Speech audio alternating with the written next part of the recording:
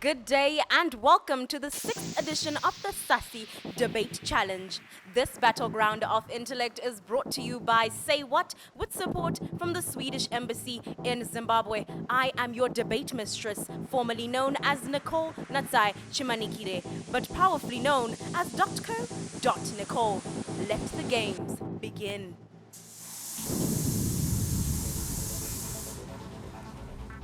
Before we do the motion, shall the teams introduce themselves, starting from my far right, podium 1, all the way to my far left at podium 4. Podium 1. I am Nicole Mashore and I'm from the University of Zimbabwe.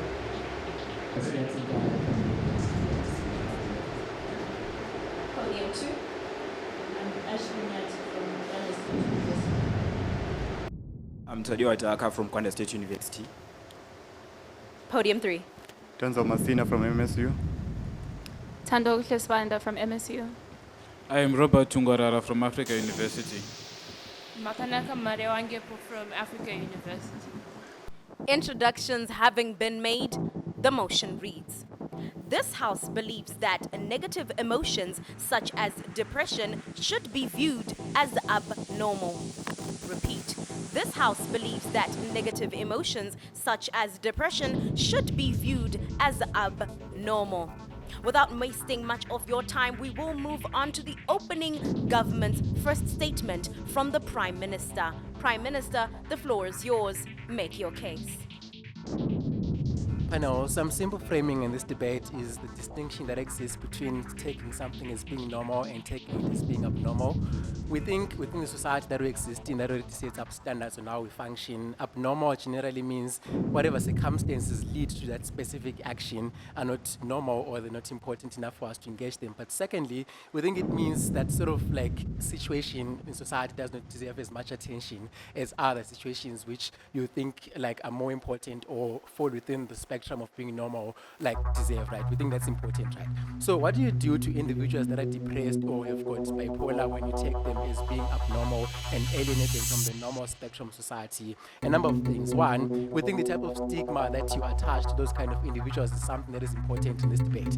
What does it look like when you attach stigma to individuals? Three things. One, we think you say you believe that like falling into depression and bipolar and whatever mental disorder is a choice and is a sign of weakness from those individuals. And at any point in time which they fall to that kind of mental depression, we think it's not a medical condition. It's simply individuals being like weak, right? But secondly, we think the type of discrimination and social exclusion that exists from a lot of like institutions and structures in society is something which we think is important and ought to be like a discussion in this debate. And why is it important that the moment we take individuals as being abnormal and then exclude them from other social institutions, it's okay. But then third and most importantly is the shame and embarrassment speaker that comes when you're told that you're abnormal, but most importantly, now you have to be ashamed of a condition that in the vast majority of instances you have no control over. What are the impacts of this then? Number of things. One, we think these individuals need help, but then you disincentivize them from seeking that help in the first place when you tell them that they're not normal and they're an abnormal member of society. Why?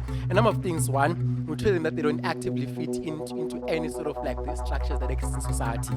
You tell them that they're a burden. And we think any meaningful discourse between an abnormal person and a normal person is something that is not like possible, that is not feasible. We think the moment you sort of disrupt that discourse from existing in the first place, you disincentivize these individuals from seeking the help they ought to seek. But secondly, we think like the incentive to like have discourse around like the circumstances that lead to those mental disorders is less likely to be there because you've already like sort of like set up a situation where these individuals are depressed by choice, where they're depressed because it's a weakness, right? But because we think there's a vast like number of like circumstances that lead these individuals into those kind of circumstances, you have less of an incentive to have a conversation around those circumstances, and they're not going to be addressed. But the most important thing in this debate, right, is when you say someone is abnormal and another individual is normal, the insinuation is the abnormal individual requires special circumstances in order for them to function. Instead, as this looks like how we say girls when they go home they have to do dishes, they have so much work, boys don't have that much work, so we're going to get affirmative action for boys.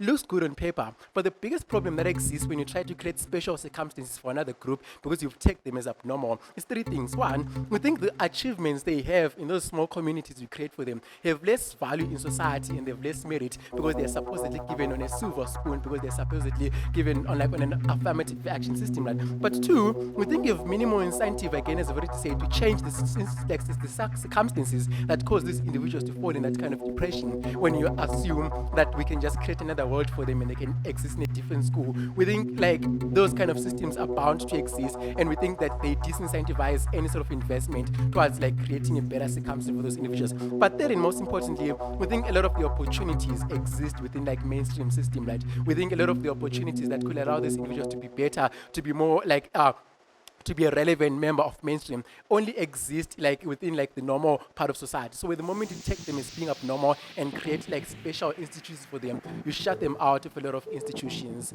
and that's why we're proud to propose.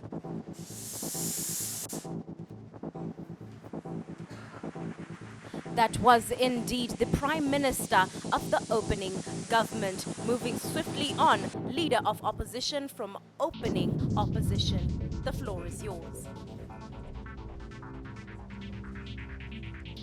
Okay, so the problem that I'm going to have with the case that has been presented by Kosi is because when you look at this motion, right, this motion, one thing that is to be noted on is the negative emotions, which are going to be depression. So it's a case of mental health. So whatever is going to be worthy on this debate is if we prove that calling them normal or calling them abnormal, which at the end of the day is going to yield us results whereby we're going to reduce mental health issues and challenges that we have within society, right? So first of all, I'll tell you about abnormality that it defined, right? We believe that the definition of abnormality that it gave us is absurd, because when you look at abnormality and we're looking psychologically, it is the study of behaviors and, in this sense, mental illnesses that are usually and are typically out of the societal norm, right? Two, we believe that what are negative emotions? Negative emotions is a natural and common human experience that each and every particular individuals have. So by us saying that negative emotions is a natural and common human experience, that means saying it abnormal and seeing it as a sign of weakness is going to be absurd. Three, how should this be treated at the end? We believe that this should be addressed in a healthy way rather than stigmatizing them and viewing them as abnormal. Why? Because we believe that the moment that you are going to view these people as abnormal and they are not going to be viewed as normal in society, you are going to create a whole lot of stigmatization that is going to be pinned on these mental health issues and such big negative emotions that these particular individuals have. That means at the end of the day, we are not going to solve the problem where we want to solve mental health issues that are within society, because we have said that this is abnormal, and by this being abnormal, that means people want to come out and express these particular negative emotions they have. That means they want to get assistance, right? Four, how people living or experiencing negative emotions are at the end of the day the ones that are supposed to take the first step so that they are going to get treatment and so that they are going to get assistance when it comes to their mental health issues. We believe that on the side of the motion whereby we are going to term these people abnormal, that means these people will seek less support and these people will seek less treatment when it comes to this particular issue. So this particular individual will be plagued with this mental health issue until at the end of the day it becomes a severe case, right? So now, what are the technicalities in this debate? First of all, we tell you that no, we do not believe that these people who face negative emotions should actually be labeled as abnormal, because we believe that the moment that you're going to call these people abnormal, right, these people that are going to call abnormal, we are trying to say that this is actually going to be a small population or it's going to be a minority from the psychological definition of how abnormal is a state of behavior and mental illness of few individuals within society. So that means we want to normalize that mental health exists, we want to normalize that negative emotions exist and that depression exists, and by doing that we are saying that few people are actually facing these challenges, whilst we know that cases of mental health illness have been on the rise, right? So we believe that in a world where we call these people abnormal, that means these people will seek less help. That means even stigmatization is going to increase, because the moment you call them abnormal, that means they're not going to be accepted in society, and the problems they have are not going to be adhered to, right? So I can even give you empirical evidence on how our cultural beliefs and our traditional system themselves, they stigmatize people that have mental health issues. So we want to do away with the problem of stigmatization that exists. And how do we do away with the problem of stigmatization if at the end of the day we actually call these people that they are abnormal? That's these people, they don't even seek help, they don't get support, because at the end of the day they feel like they are defects within society, right? So this is where we tell you that terminology matters when we are dealing with such trivial issues. That is the reason why at the end of the day we call it mental illness we don't say that you are crazy, because terminology on its own, it matters on the way that you are going to approach to seek help, how you would want to be supported. So we're looking at the primary goal at the end of the day. The primary goal is whereby we want a society that is going to be mentally healthy. And where do you create this society? If you call it abnormal and stigmatization increases, or if you call it normal and then we accept them within society itself.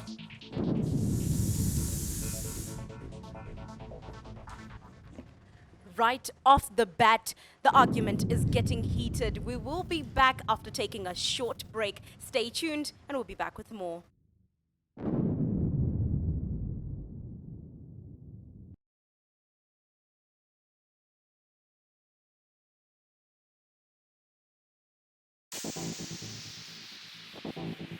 Welcome back to the 6th edition of the SASI Debate Challenge. This is the Speak and Solve initiative brought to you by SAYWHAT with support from the Swedish Embassy. We are already 1/4 into our debate and we'll be moving on to the opening government. Deputy Prime Minister, please make through your way here and come and give your argument. Panel, I feel like the thing we agree with the opening opposition is on the issue of stigma, right? We agree that within the societies in which we live, when we actively say something about someone, we are likely to encourage stigma, right? Where we disagree with them is when they come to us and say, because there's stigma in a society, let's put a big red sticker to say this one is angry, or this one is emotional, or this one is broody, or this one is unhinged, in order for us to be able to label a person, right? We feel like that is problematic in today's debate because it perpetuates the very stigma we're all claiming to want to remove, right?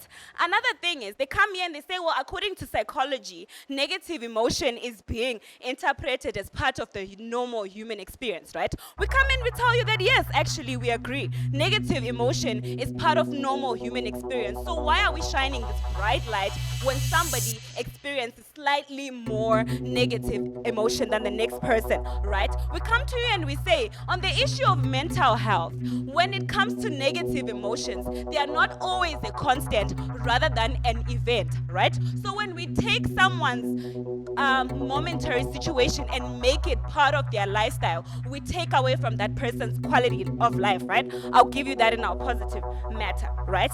And then to start off our debate, I want to tell you that the biggest issue when someone is dealing with a mental health issue is the isolation that comes with saying that this person is labeled as abnormal, right? So we give you the idea of echo chambers, right? We tell you that we have created this niche community of people with supposedly abnormal behavior, right? So who is there then to regulate those behaviors? Who is there then to regulate those behaviors? Who is there then to model positive behaviors to these people? But then again, who is also there to give these people a positive experience as to what is life is supposed to be, right? Who is the support system, right? We come to you and we say Nkosi comes to work every day. Nkosi is very fit. Nkosi does his work very well. Suddenly, Nkosi is barely coping with work. If Nkosi had been isolated, we'd never have been able to see that suddenly there's a problem with Nkosi. So if Nkosi had been isolated, how were we going to be in a position to help Nkosi, right? We also come to you and we say that behavior is generally through social learning and modeling, right? We tell you that when we isolate people who behave in the same way, in a way that we believe is negative in society, we are perpetuating those harmful behaviors, right? I'll take you. Again, I will say that our stance is that we don't isolate these people. We keep them in normal society so that we can be in a position to help them when we notice that something is changing. Nothing ever changes in a vacuum. We also come to you and we say that we want to avoid perpetuating negative stereotypes, right? In the African context, we have silly things like, why are you depressed when you have Wi-Fi? Why are you depressed when you have this? How can you be so sad when you have this? How can you be so this when you have this? That then is perpetuating a negative stereotype around mental health. We want to put these people in a position where their behavior is normalized such that we as a society can be able to embrace them and in turn help them, right? We also come and say that because of this, abnormal is not good because it perpetuates again a negative stereotype. That labeling we're talking about, that big red sticker we're putting on these people, we're taking away these people's ability to belong. What is at the core of humanity, ladies and gentlemen? At the core of humanity is the need for someone to feel like they belong. So when we take that away by putting them in a niche community, we're then killing that which could have been helpful to them. Okay, so what we're saying to you today as a house is that moods are not a constant, they are an event, and therefore they should be dealt so. The battleground is getting heated. Participants, you are reminded that 30 seconds should lapse after each point of information. This is to avoid badgering the current speaker. That was the Deputy Prime Minister. Moving swiftly on to the Deputy Leader of Opposition. The floor is yours. In today's debate, they opened by saying that circumstances that lead to depression are not normal. They are in fact normal. I'll give you one example. Death, it's very normal. Isolation in itself is not bred by us branding them as people who are suffering a mental illness. But when we begin to say that they are abnormal, that's when the actual isolation happens. The primary goal in the nation in terms of mental health is to reduce the stigma, improve health-seeking behavior, and reduce cases of mental illnesses and their severity in entirety. Now, do we get there by branding our patients in such a negative light? Depression is one of the most common mental illnesses affecting about 280 million people in the world today. How are 280 people going to be branded atypical? That is not practical and the numbers do not stand. We feel that the term abnormal in general is an aggressive term for branding people that we care about and people that we want to help, And we have seen what happens when we begin to brand things as being normal and abnormal. Case in point, the LGBTQIA community. What happened when we framed our entire existence in heteronormative situations and frameworks? And what happened is that these people went into hiding that they called closets and breeded more and more problems in society, psychological problems, and even created a new key population that burdened our health system overall. We want to promote a positive health-seeking behavior where everyone is able to come forward with the hope and prayer of being able to be helped and accepted and then reintegrated into society, which is why it is important to use clinical terms. When we say clinical terms, what do we mean? We don't want people who experience negative emotions and then they say, at this stage of my life, I'm abnormal. Then after that, when they've gotten over it, they come back and say, I'm now normal. Instead of using clinical terms like I have been cured. Mental illness, unlike clinical illnesses, is psychological. What does this mean? This means that the words that we use and the terminology that we use is important. We cannot say that people are abnormal because they are suffering from some kind of mental illness. For the same reason, we don't say people with HIV, but people living with HIV. Terminology is key. And lastly, we don't want to create a world where we have unhealthy expectations of always being healthy, which will create another ticking time bomb of new cases of mental illnesses waiting to happen. Why? Because the entirety of the human experience is marked by us trying to fit in, us trying to be normal, us trying to behave in a way that is acceptable to society. If we have been branded abnormal, if coming forward and saying that we have a certain illness causes us to be branded abnormal, which means outside society, how then are we going to encourage people to come to our systems and structures to seek help? We don't want people to stifle their emotions just because they want to be normal. We want people to experience all the emotions and learn how to deal with them. We want the house to call depression exactly what it is, which is a clinically diagnosable mental illness.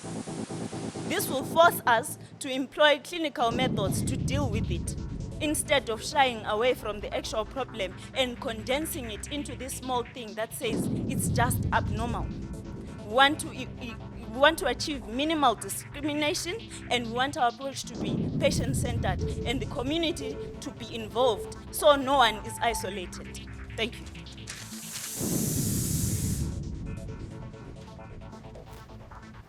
After the Deputy Leader of Opposition makes her calm note, I believe it is time for us to take a short break. We'll be back right after this.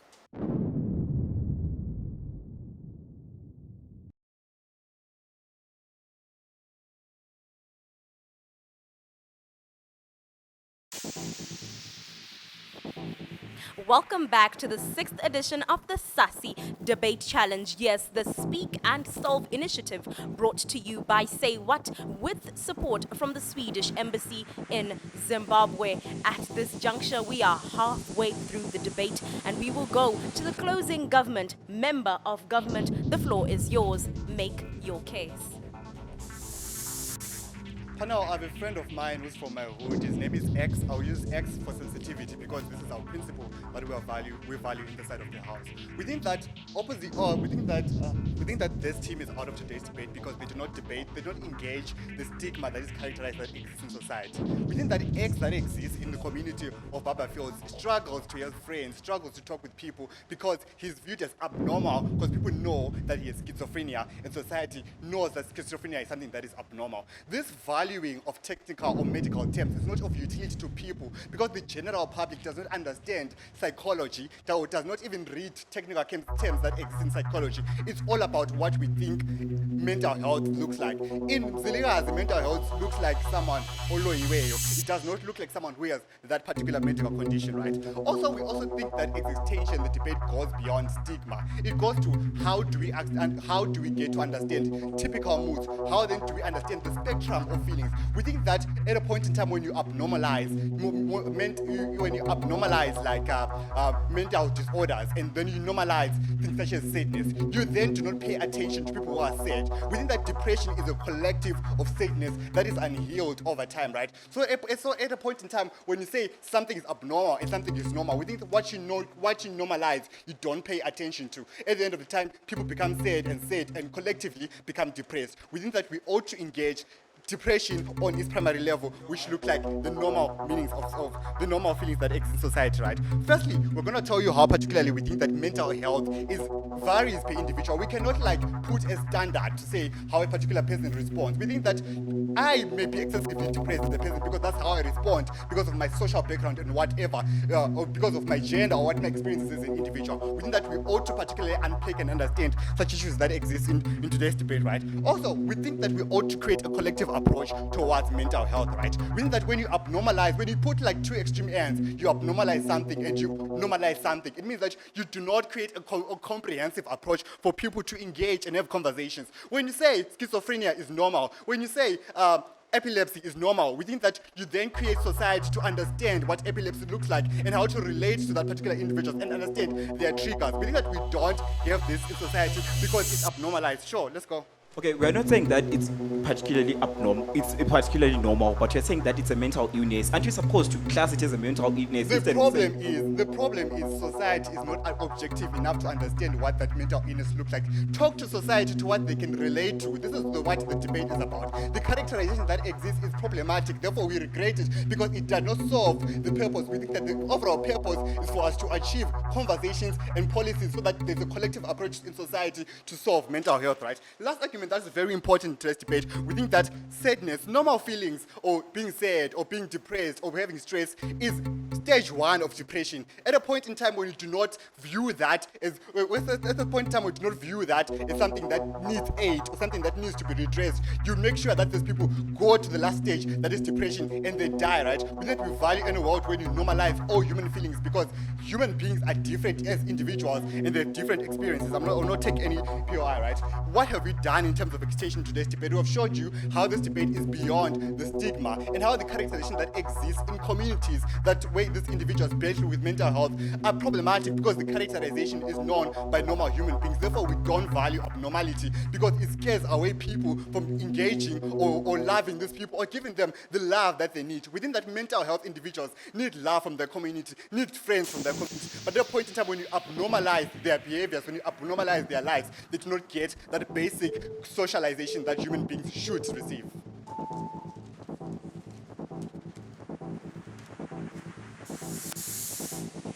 Member of government has made his case. Moving swiftly on, member of opposition, the floor is yours. Make your case.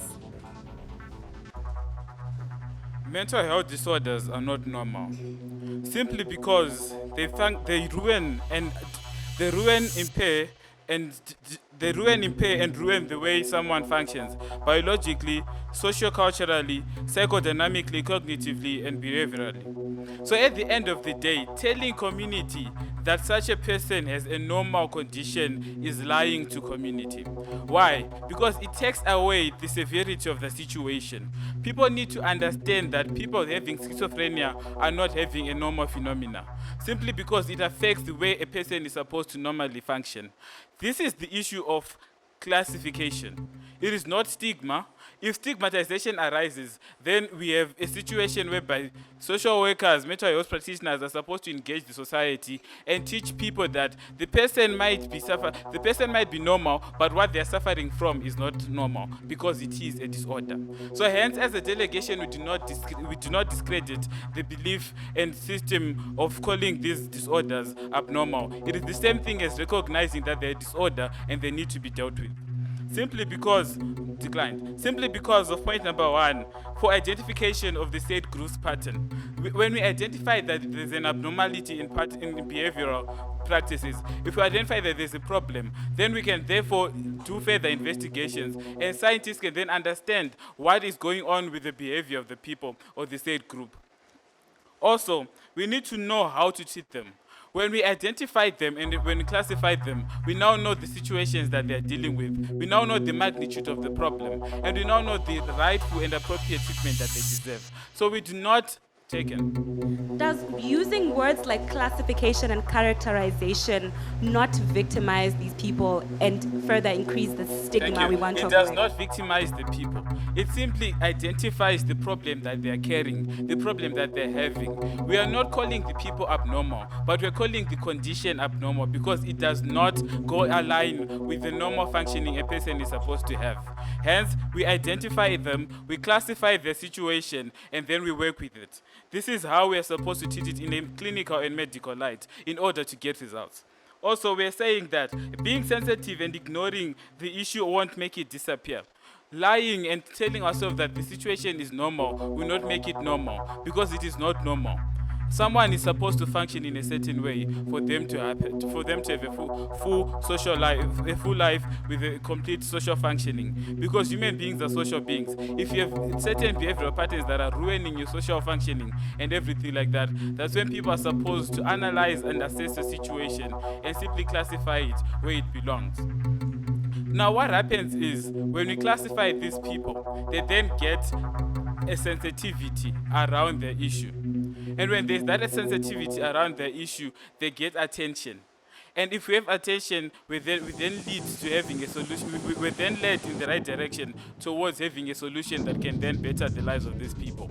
And at the end of the day, we see that when we have these people getting classification, when we have these people getting treated, and when we have the society being educated on the situation at hand, there will be no problems of stigmatization or anything of that sort. These people will be having the treatment that they need, and then their problems will slowly be getting healed as time progresses. With this, I thank you. That was the member of opposition making his case. At this juncture, we will be taking a short break. Stay tuned and we'll be back with more.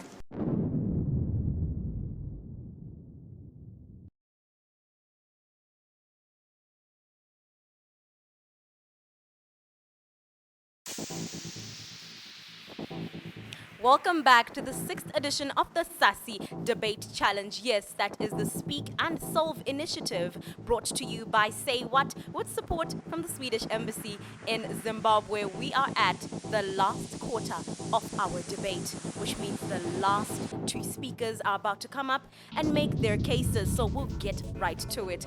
Government Whip, the floor is yours. Make your case.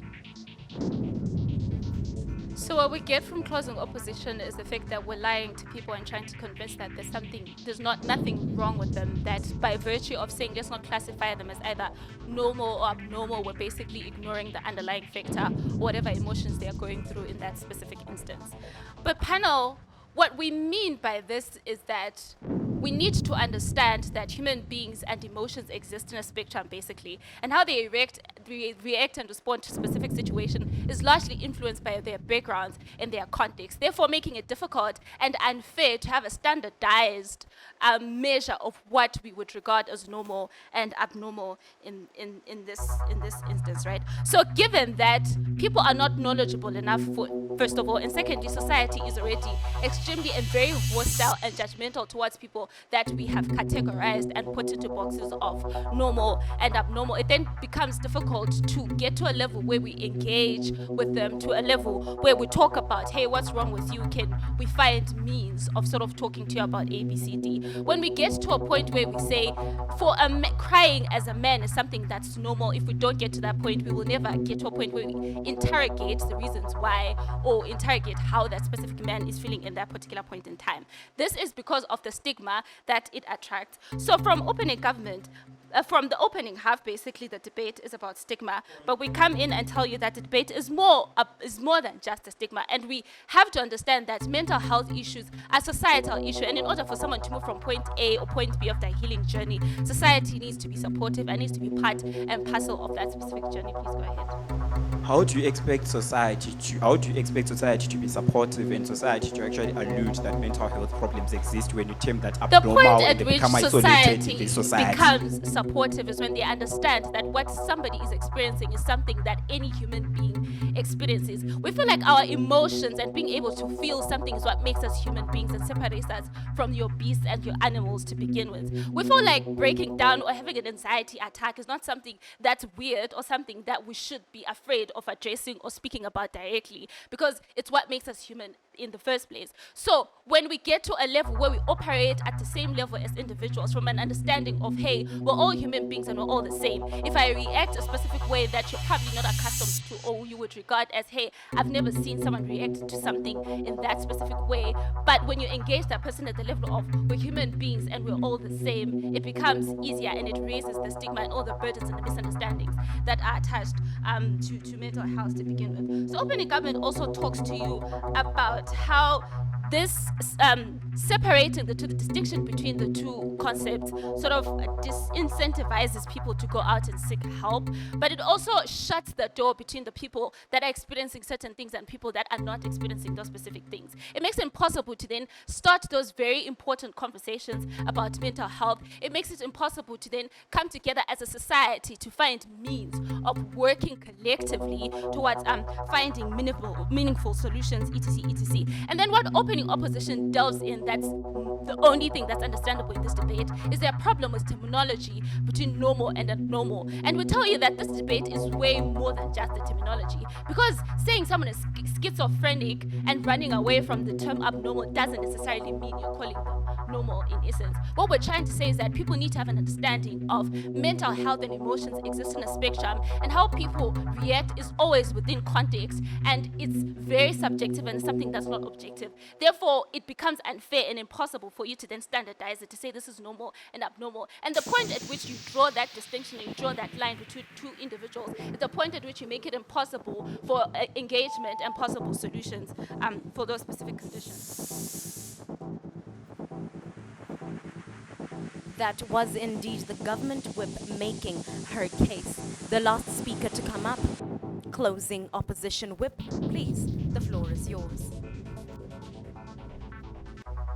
So the major point of contention within this debate is the issue of getting people the help that they need versus stigmatizing them, as we have seen from side government. But the issue that we are seeing from side government is the fact that they are more concerned with the feelings of these people at the present moment, as opposed to actually being concerned with actually helping these people, because we see that you cannot treat something, or you cannot start to find a solution for something if you do not admit that there is a problem. When we say that these people and the things that they experience are abnormal, we are not necessarily stripping them of their humanity. All we are simply saying is that their condition, whatever it may be, is something that we are simply saying that their condition or something that it may be is stopping them from living life to the fullest, and therefore they deserve to get all of the help that they deserve. And this is what we're advocating for as side opposition. We are saying that we must get people the help that they need. Now, when side the major argument that we get from side government is this issue of stigmatization, alienation, stereotyping, and branding people, and we say that this causes problems. But the thing is, we must also realize that as human beings, yes, we might have our differences, but there are also certain things that we cannot just let slide simply because we are afraid of hurting people's feelings, or simply because we are afraid of stigmatizing them. And as was stated by opposition, we are saying that let us start discourse with people about these things in order to remove that sort of stigmatization that affects these people in their daily life. Because we cannot continue to see someone waste their life away to sleep in bed all day or go through anxiety attacks and then just say that that's the way that person is, and not try to offer them any solutions or try to offer them any help, or try to offer them any help in getting the quality of life that they truly deserve. Yes.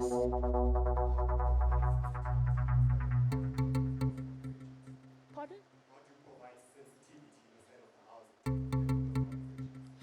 That's what we are saying. We're saying that this characterization of these moods is not coming from a societal perspective. Rather, it comes from a medical perspective, where we are saying that it starts from what your doctor, what your psychologist is saying, and then as we go on and as we start to show people that these things are bad or are negative, we then start to have discourse. We then start to have discourse about these things. Now, what are we as side opposition saying? We are saying that people must understand.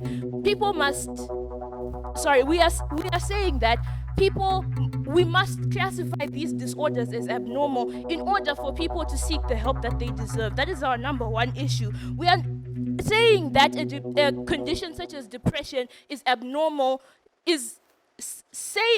identifying a condition like depression as abnormal is not necessarily saying that it's a bad thing or it's an awful thing. It's not different from identifying someone as having cancer or being a cancer patient. You are saying that what this person has in their body is something that is not normal. It's not something that's not supposed to be there. Therefore, we can now start steps in order to get these people the help that they deserve. So why do we win this debate as side opposition? We are essentially saying that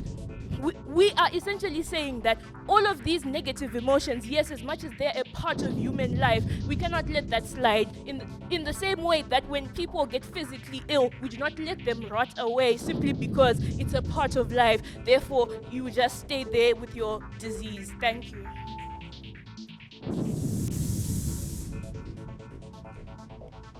That was the closing whip, the last speaker of this diplomatically heated debate. Right about now, we'll take a short break. Stay tuned and we will be back with more.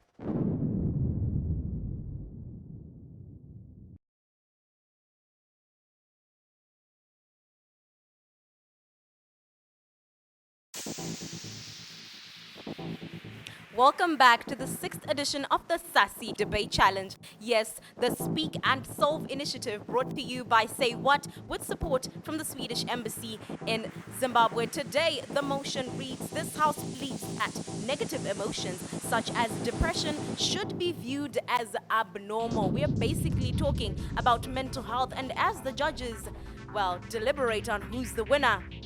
Ma'am from second podium, how's your mental health? You think it's fine? Why are you saying it like that? Why do you say it like you're scared? You've never been asked that question? Sir, you've never asked your partner how her... Today, you didn't even ask her before this debate how her mental health was. She's a warrior. Is that an assumption or you know for a fact? Okay, he knows. Prayer, warrior. Yes, fourth podium. How's your mental health doing, sir? Podium 3, please come closer. Yes, thank you. But how's your mental health anyway? Stable. You don't need to call 577? You don't need any psychosocial support. Can you confirm this, ma'am? He is quite stable. Podium 1. Podium 1. Do you know of any people that have had mental health cases?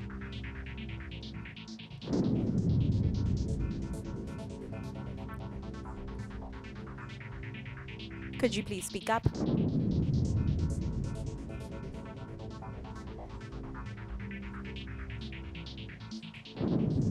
So you're saying this issue is not close to you? It's not around your friends? It's not...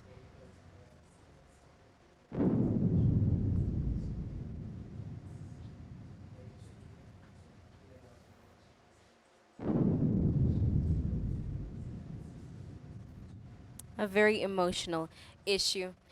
Judges and chief adjudicators, I hope we are done because we're calling you up to give our results and deliberations. Thank you. All right, thank you so much, guys, for the debate. It was really wonderful, and the results are as follows. Firstly, it was a unanimous decision as a panel. So first goes to opening government. Second goes to closing government. Third goes to closing opposition. And fourth goes to opening opposition. So here are the reasons as to why the rankings are as follows. So we'll start with opening opposition on fourth. We feel firstly that you guys failed to classify initially in the debate the clash in the debate. So it was very messy in the beginning to understand exactly what are you having a problem with in terms of opening government's case. So you failed to classify to us what is the issue that you are regretting from their side, and the classification of whether status quo is correct or it's a failure. Generally, we felt like the engagement from you guys could have been a lot better in terms of today's motion and understanding the motion, right? So in terms of why you guys were third in the closing opposition, so the reason why you guys are second and not necessarily first is because, well, you explained to us, one, that this is the stage one. You explained to us that we need to reimagine the conversation of mental health in itself, right? So the issues that I already spoke about, that this is the beginning stages of the depressive disorders that exist with these people, and this is problematic, and we feel like we need to actually help these people before they start harming themselves or before the situation gets so terrible that we can't be able to help them. Very good arguments, but they already came in the debate from opening government. So what does opening government come in and tell us within today's debate? They tell us, one, we need to have inclusion within today's debate, right? That was an exclusive argument that came from them. One, what does this inclusion look like? It looks like we need to re-educate people in terms of what disorders and in terms of what health issues are already regarded as. We think that this, by removing these labels, it then allows people to be able to reimagine and then be able to communicate with them. After results have been delivered, I will not ask you about your mental health. I will simply say call 577 if you do need any psychosocial support. We will go from podium 1 to podium 2, 3, and 4, asking what state university you're coming from, as well as your ranking. Podium 1. We're from the University of Zimbabwe and we are ranked first. Podium 2. We are from Gwanda State University, ranked 4th. Podium 3. We're from Midlands State University and we're ranked second. Podium 4. We're from Africa University. All cases having been made and the results having been brought to us, there's nothing more left to say. That is it of the 6th edition of the SASI Debate Challenge, brought to you by Say What, with support from the Swedish Embassy in Zimbabwe. I am your debate mistress, formerly known as Nicole Natsai Chimanikire, but powerfully known as .co.Nicole. Until next time.